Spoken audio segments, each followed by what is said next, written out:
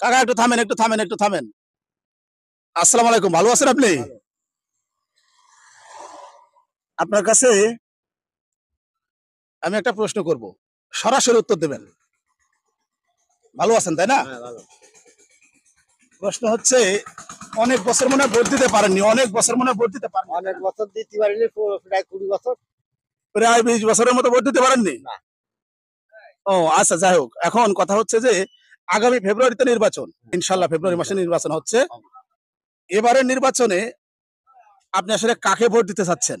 জামাতে দেবো। জামাত ইসলামীকে? হ্যাঁ, জামাত ইসলামকে দেবো।